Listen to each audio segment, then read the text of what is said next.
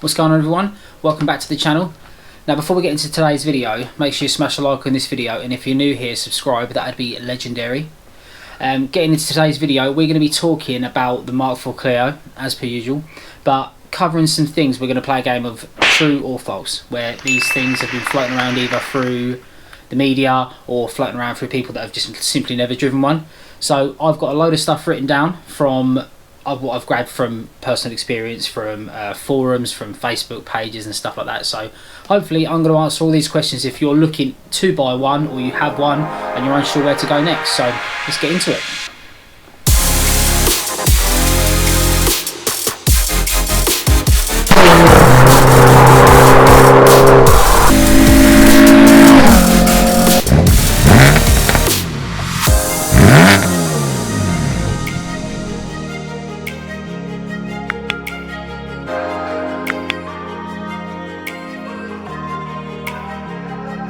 I need my phone for this because I've got them all written down, so semi-unprofessional.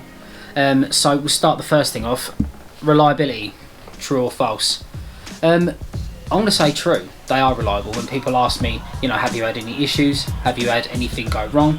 And in the 2 years I've had it, I've played about with it plenty. Like I say, I'm on coilovers, it's mapped, it's got a different exhaust, it's got a different air filter, it's like, and it, you know, it gets driven properly. But yeah, reliability wise, it's never dropped a beat on me. I had one thing replaced in 2 years under warranty, and that was a tyre pressure sensor valve.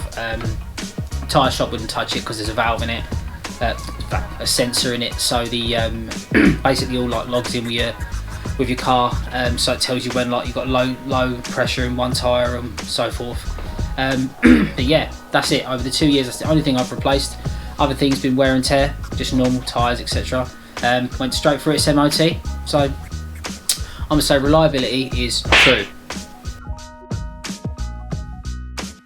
I've written down Gearbox here, but I know what that means. Basically, there's this whole myth around the internet of mainly people that haven't driven one saying that the Gearbox is waff. Now, I've driven this for nearly 2 years, and I've driven DSG, I've driven torque converter, and they're all, don't get me wrong, they're all completely different, but this is probably the closest you'll get to something like a DSG, where it's an actual dual clutch, because torque converters are obviously fluid, and where a dual clutch would engage a clutch to stop you pulling forwards, a torque converter will still pull you forwards even when you're on handbrake, so you have to like pull it out of gear or something. But yeah, the gearbox in these, the 200s were a bit leisurely apparently. Like, I haven't driven a 200, so I've only got my trophy to go by, and I can't help but think it does the best of both worlds. You've got in auto, you just leave it in auto and it will just cruise along and it will just shift gears as and when it does. But then if you want things to get, you know, serious, knock it across, stick it in sport, or even better, race, and you'll have those quick shifts that you want. Obviously race without stability and stuff and traction control, but overall, like, the gearbox is pretty alert. I mean, don't get me wrong, it's not as alert as a DSG. That is one thing I will say. Like, I'm not comparing it to one. I drove a Golf with DSG, and that thing, the first thing I noticed is it gives you the gear you want on downshifts, like much more than like my Clio does. Like, and on upshift, to be fair, like, it will give you a high gear going quite a slow speed. So say you're cruising along, I don't know, 30 mile an hour, and you go up into fourth, you could probably go to fifth in the DSG and it'll let you. Whereas the Clio, if you click in fourth up to fifth, it will just flash the 5 on the dashboard, but it won't let you do it because it's kind of like not ready for it. It needs a bit more engine speed, I assume. But yeah, like, overall, I've never had any issues. It cruises when you want to cruise it, knock it over, like I say, knock it across into sport and race, and it gets pretty alert. It gives you the gear you want when you want it, but it's just not as developed as something like a DSG box, in my opinion. So I'm going to say false. Gearbox being rubbish, false. Next thing I've got written down here, I've got fast, question mark. I don't really know why this is a conversation, because fast it's all relative. It's all relative to what you were driving, relative to what you are driving before you get it, what you've been in. It's like, it is what it is. At the end of the day, it's a 1.6 turbo. Like, I don't really know what you expect from it. I mean, don't get me wrong, it's pokey, like it gets on, but standard it was just fairly docile, I'll say. Like when I drove it, the thing that hooked me to it, I really liked the whole auto thing, and I liked the noises that it made when it shift gears, like the parts between gears. But yeah, I was like, and you know, the low end torque was nice as well, but you can feel how reined in it is from factory. Like when you get it, if I was to drive my car standard side by side to what mine is now, it's just a different thing. So fast, I'm going to say neither, because it's all relative, and my car's quick now, and it wasn't as quick, so is what it is.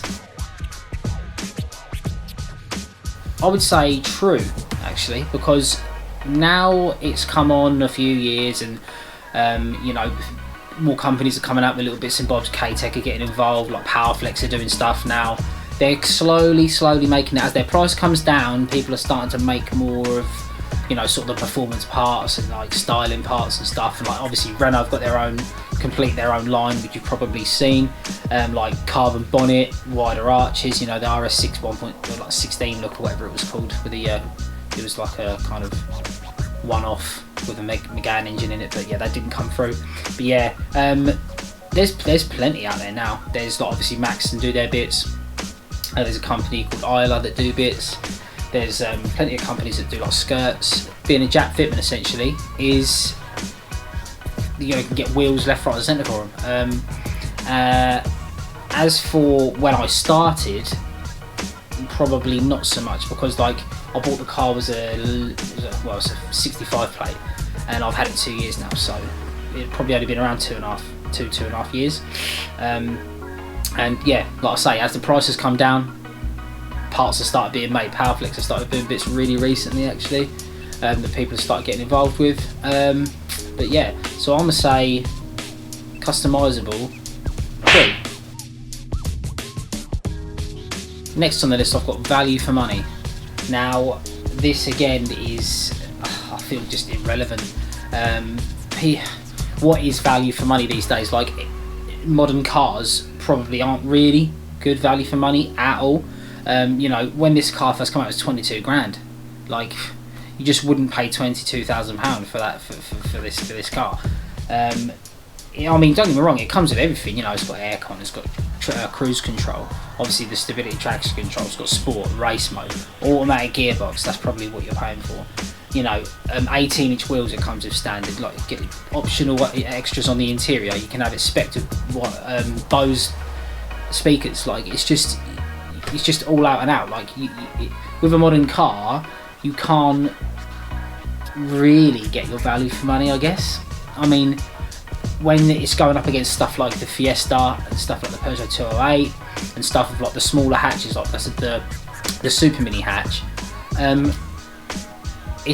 all just punch around the same weight. You know, they all offer pretty much the same thing. I remember seeing on Top Gear when it was the Clio versus the Fiesta versus the Peugeot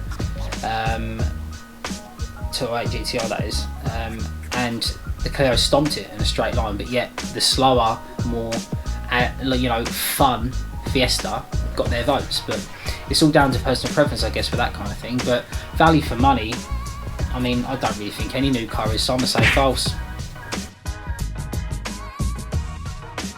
I pretty much just covered this one in the last, what I was just saying. Well equipped, keep it short and sweet. I'd say yeah, it's literally got everything you'd need in it. Like, it's got a fairly decent sized boot, it's fairly decent on fuel, it's spacious in there. Like, you get 4 people in there that aren't small like me in it. You know, it's fairly nippy. It's like got the auto box for, like, you know, for perfect for like rocking through traffic and stuff like that. Got the sport modes for if you want to get leery. It's got sat nav built in. If you know, some of them come spec with RS monitor. And you've got aircon, and you've got stability control and traction control, launch control. You know, like it is what most modern cars come pretty ringed up. But I'd say they're pretty specced out. So I'm gonna say true.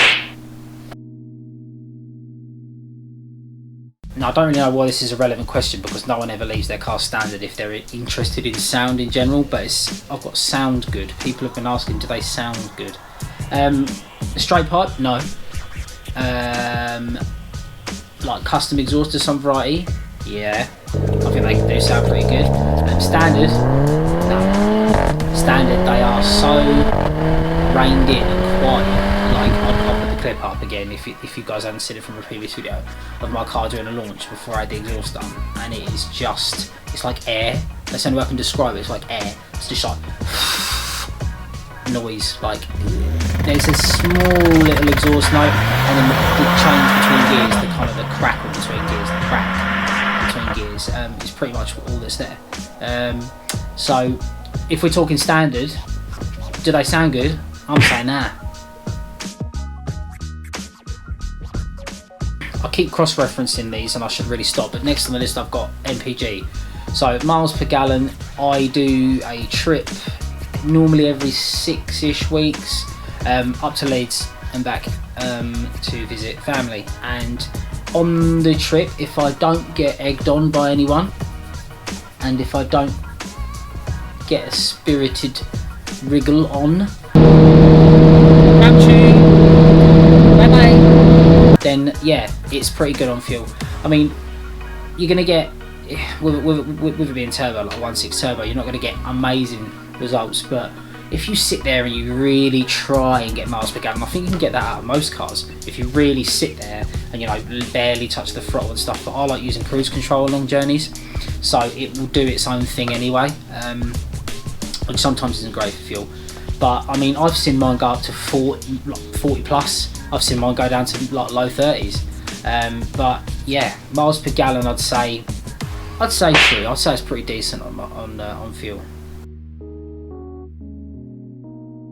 So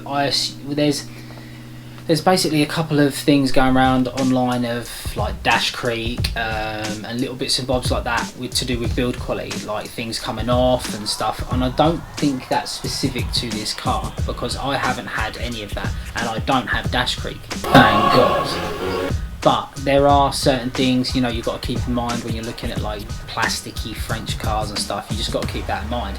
I don't think if you're looking for luxury you should be buying a Renault, in my opinion, because I like a nice interior, but it's literally one of my, I'm not too fussed about it, you know, as long as it's got a decent wheel and a decent seating position, nice seats, I'm alright. The rest of the stuff I care about more, like the looks and stuff and how well it goes and stuff like that. But the interior wise is fine in these cars, you know, especially if you spec them with the wing seats, you know, the leathers.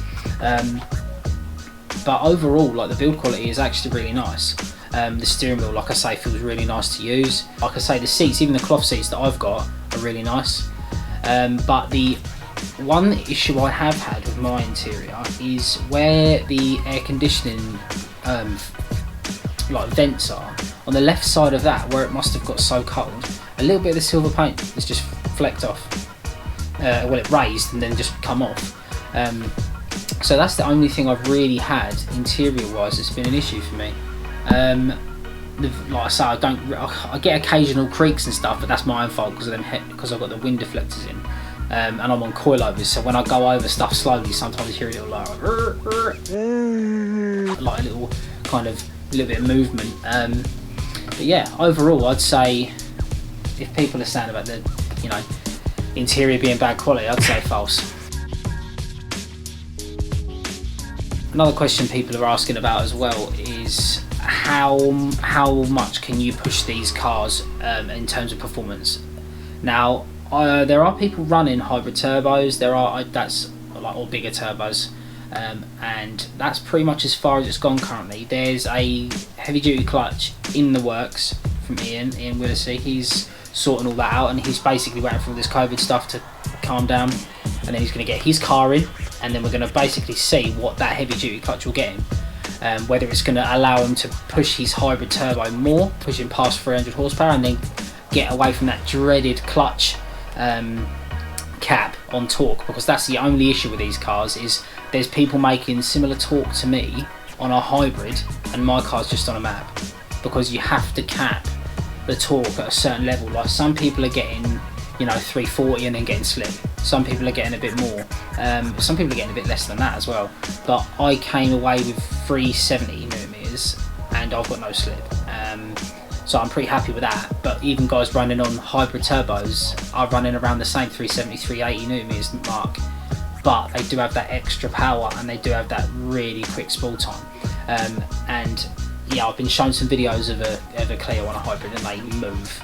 They really do move. But as far as that goes, once the clutch is in, it's then, like I say, where it's a fairly new platform, you know, pushing rock, trying to get real power out of it, and it's only a 1.6. You know, once the hybrid's on, the hybrid turbo, go into the clutch, and then we'll find out if the clutch, how much the clutch is going to let you wind that turbo in and start pushing real big power, and real, well, I say big power for a 1.6, and start pushing figures. But the guys at RS Tuning are concerned that the next thing will be the box. Not that it's going to shit itself, it's more of a case of that they don't know how far the box will go with that higher torque and power. Like, I've been running mine maps for like a year and a half. There's people that have been running 2+ years on a map and a hybrid, but it's like, it's still very, it's untraveled. What's the word?